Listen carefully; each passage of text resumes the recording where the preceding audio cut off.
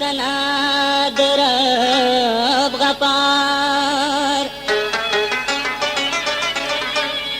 بیا درود په پاک نبی خیر الابرار اوس کیسه کړم د یوسف علیه السلام سراسر بدی خبر کړم په انجام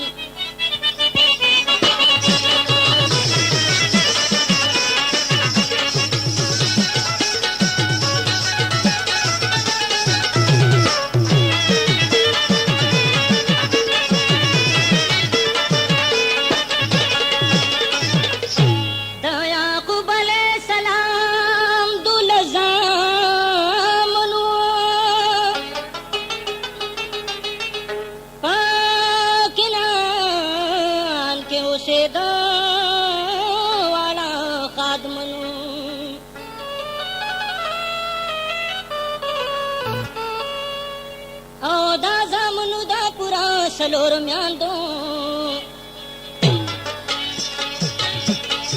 آپ یوم دے برابر دغم پساندو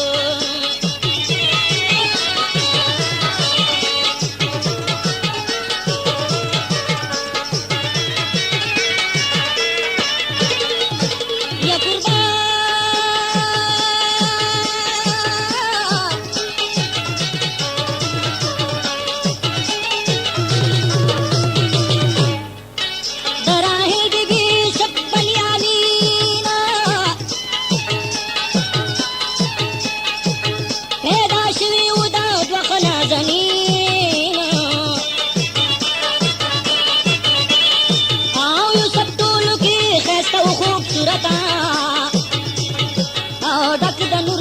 कलाम साहिब इज़्ज़ता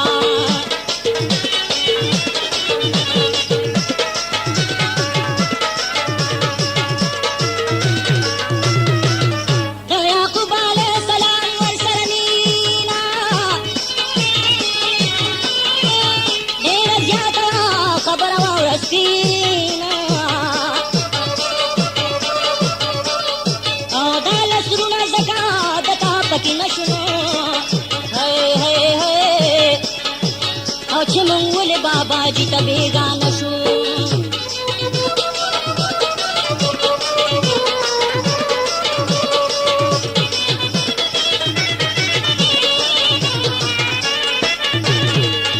یا قربان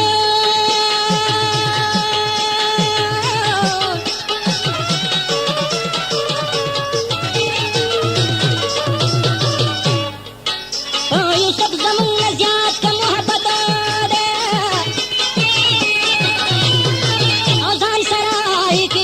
हर साथ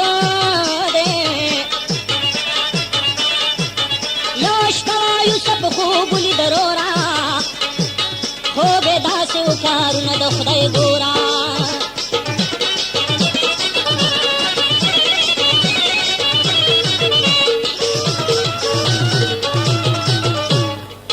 नर्सको में खतरा कुशुद आसमाना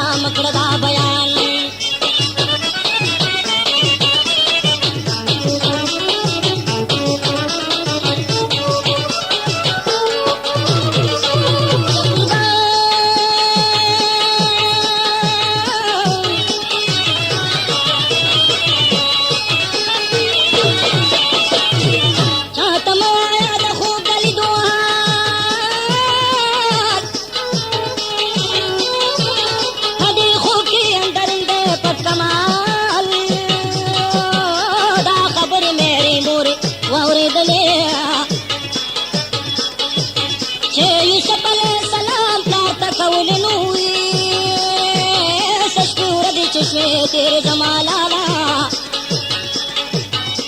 दरुना शो खबर द खूब दहालावी नूर को पखल मस्के मुसलहत खाना जमन प्यार पर सब طاقت وي دلا خوب لیدلې دې پاس شان مونږ ټول بیا د شو تابعان وي خپتا وی چې د ورکشي د وطن نور دوی پلار لاره روان شلو خادمنا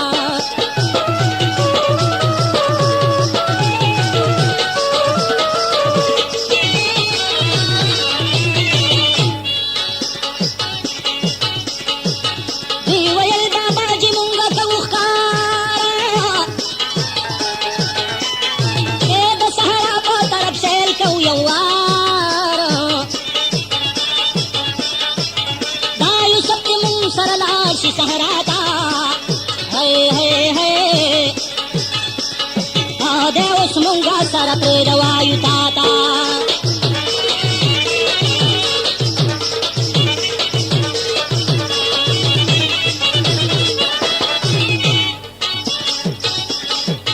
नारी हुई था तुझे बगा मिला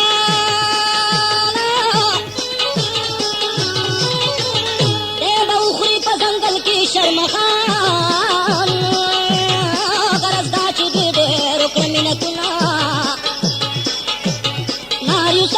سره پرې خو د مضمونه وي چې ځنګل کې لاړو درې پر څخه لرې دا کتابه درته کړمه دا خبرې نو وي دوی کمیس در د یوسف نه ویستلو کار څومره یوسف دوی ته جړېدلو نو وي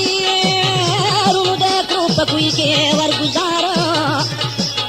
وی چې ځان بدل خلاص کو په یو واره پوکړو ورتا ډېر زاري مینت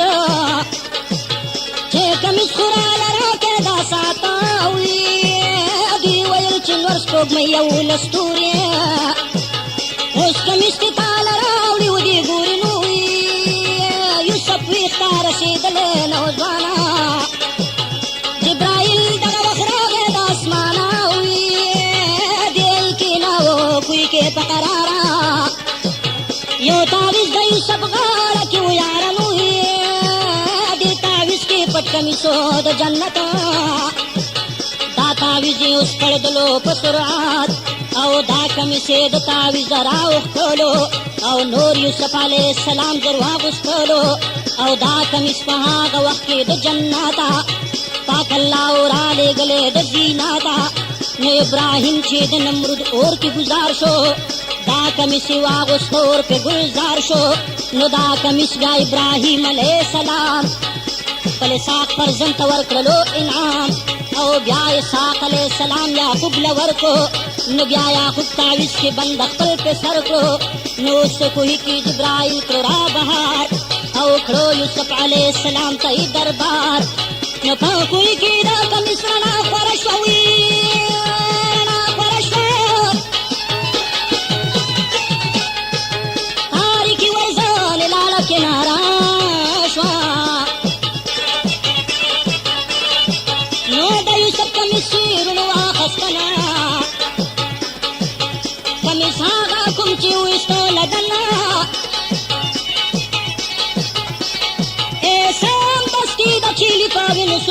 او کسور کو لار لاړو په جړای دا مذکور کو نوې یوسف زمون شرم خو خړلو او دا کمیس اوس موږ تعالی راوړلو نو ډېر غمجن شول یعقوب د دوی د غما او د فراق وخت لدی ماتما او یعقوب چې یوسف شرم خړلې او دا کمیس ولې نه د سری دوله او زبکم صبر جمیل د خدای پتر او زیات لتاسو سره نه کوم تکرار دې دغه ما د یوسف لون شو یارانو تاج محمد مومن توکې د دوستانو او چې یوسف علیه السلام رونو گزار کو نو په خپل خیال په کوی کې کارزار کو او په درېیم ورځ یې ګوره زما ګولا او د مدین نه قافله مصر ته تلولا دیکھو ایله یو کاروان د قافلې نو دوبو په غرض راغللو دلینو نو چې بوقه یې په کوم وخت تلله ورښکته او یوسف کېناست بوقه کې نیک سراته نو کارواني چې یوسف ولیدو بوقه کې او ویې کړله خوشحالي هغه موقع کې او سمدستي د خولې اوښتې دا کلام او غدا چې یا بسرا هزا غلام او کاروان یوسف روان کو قافلې ته او دلته غوږونی سوړاندې مسلې ته او د یوسف علیه السلام رونه خبر شو او راغله ګډ د کارواني سره په سر شو او چې دا غلام زمونږ را تښتېدلی نو عاقبت چې ستا په لاس کې دی راغلی دی به مونږ د خرڅه اوس په تا باندې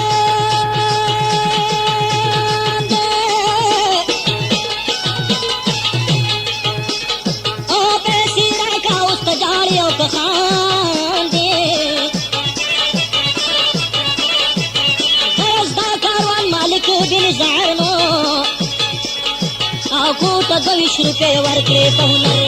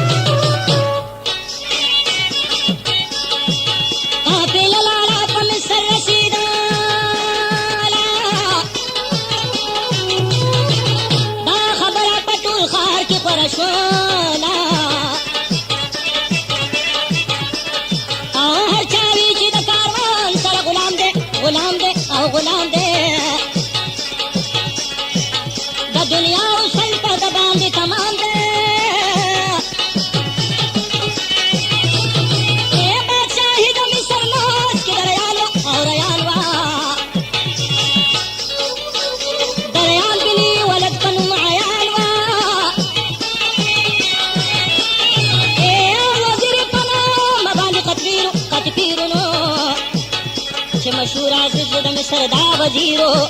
نو زلیخه واده عزیزي مصر خوده یو خبره د تباوره بل خاموده زلیخې د پلار په کور په پیغلتوب کې د یوسف بشر لیدلی و په خوب کې د ویلي ورته و په دې عنوان چې زه یم عزیز مصر په خشانو دا په خوب کې و عاشقه په یوسف شور به نه کوې قصې ته کښېنه چوپ قامت زیب و زینت حسن جمال زلخی تو بخل ذو جلال آمیران و حکمان را چلیدل ایپ جرگو پان نواتو برات لل زلخی ویل زنو کم سختانا او ککڑم آزان خبر کے پا گفتانا زبکڑم عزیز مصر خبردار شے غیر ددنا بلسونا کم مخیار شے چه خبر عزیز مصر پدی حال شو زلیخا ایک روا دنیاز کی جنجال شو خیر عزیز مصر دارنگی انسانو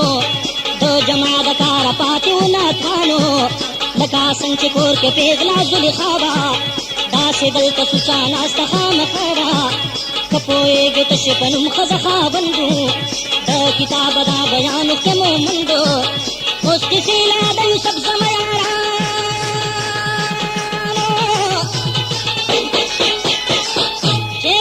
داخل کرے کاروانیانو او چا بوی دا بادشاہ دوی دا حلق دے او چا بوی چی دا ملک پاس دا پلک دے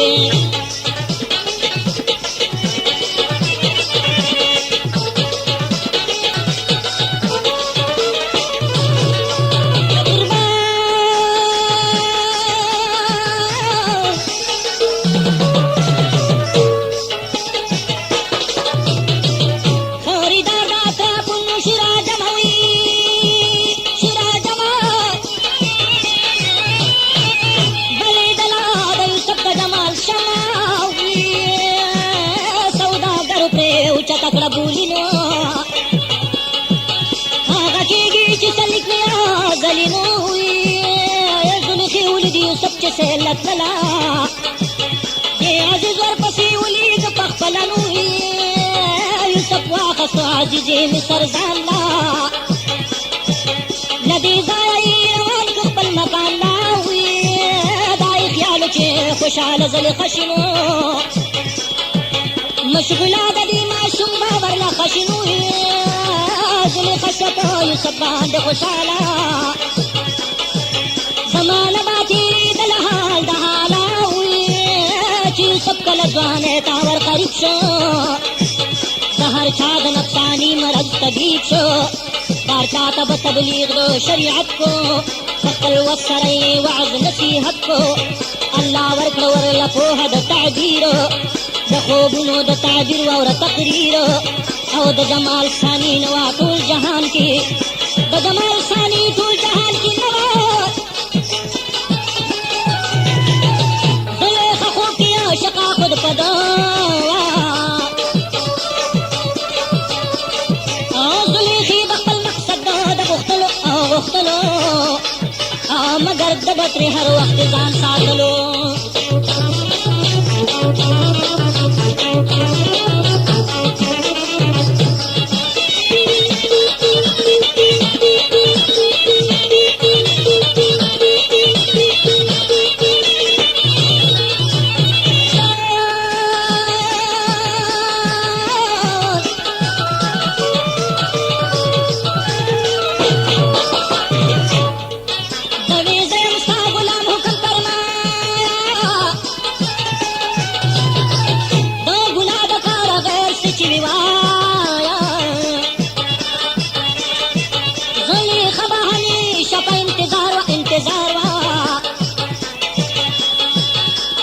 سپنا د وصال په طلبګار وه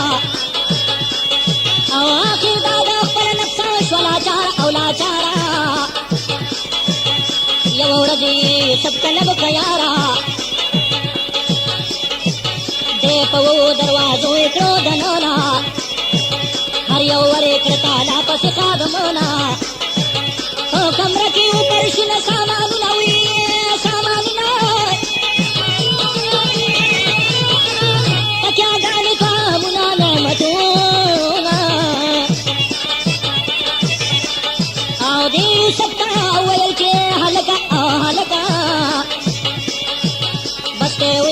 رضا مې د زړه وکړه زوی زه یم د عزیز د کور غلام بلکل ما باندې اوس دا کار دی حرام خیر دی پوه شه په خیال د زلیخانو او نورې منډه کړه فلحال د زلیخانو دروازې ته چې بادی شو ور قریب د جندره به رالوېدله په ترتیب دغه وواړه جندرې شولې ازادې شوې خوارې د زلیخې واړه بربادې چې په یومه دروازه وتلې ځوانه زلیخې ورته لاس واچو د شانه شا طرف ته یې کمیس غوټو شلېدلو خو د لاس په زلیخې نه ووتلو او دغه وخت کې عزیز کور ته روان او روانه دوی دواړه ولیدل په داسې شانه عزیز وکړله پوښتنه د دې حاله د دې حاله زلیخه شوه شرمنده د قیلو قاله زری وی چې دا ستا څنګه غلام دی لاس یې ماته واچولو عقل خام دی ای بدنامي په یوسف ور واړوله واړوله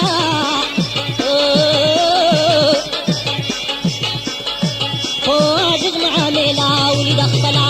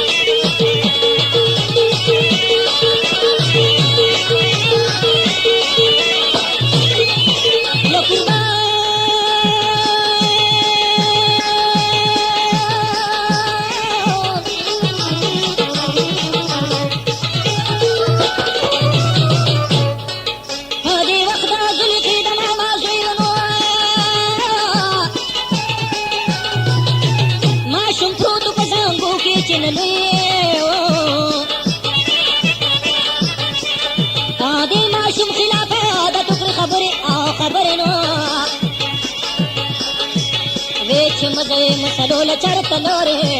کشلېدلی وي کمیس وګوره وړاندې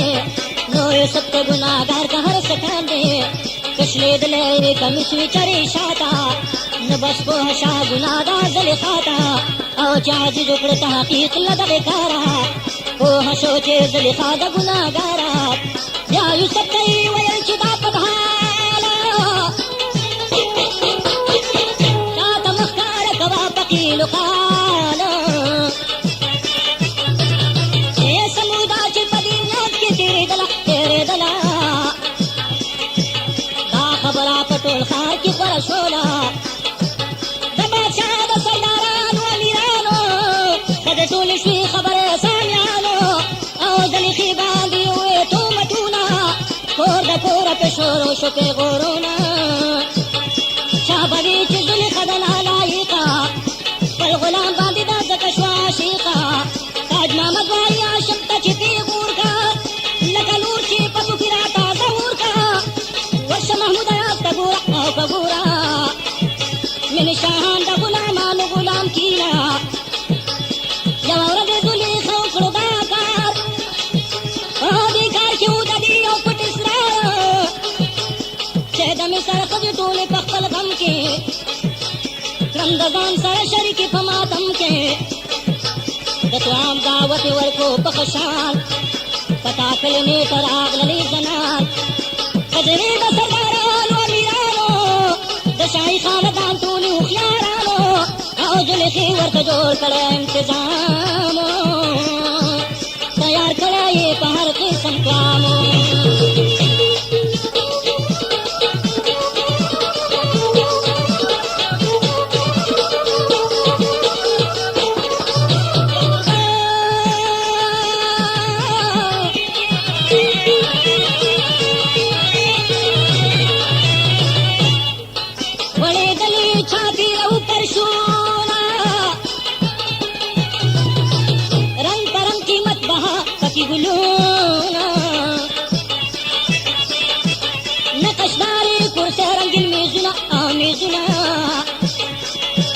پرې پراته وو شربتونه ګیلاسونه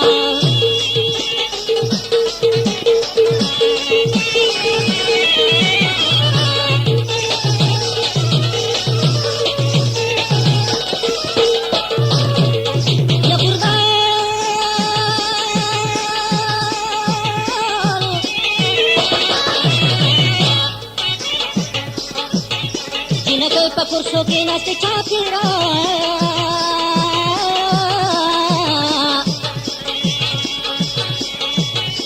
میولوخي پراته ورته شیره هی هی هی هرې ښځې ته پرته خپله چاړه وایي چاړه خبر نیمه چې دغه تا د وړه ای جینکې مشغولېدلې خندېدلې نو سم ترې په چلو به پرې کولې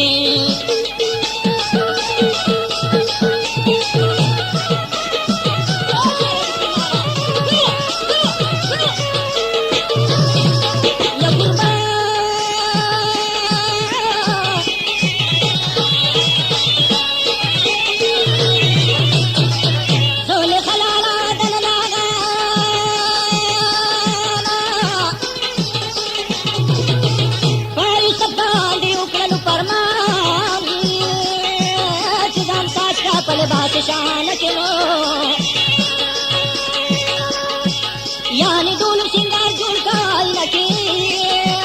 یوسف حکم تا تیار هر ساعت کې نو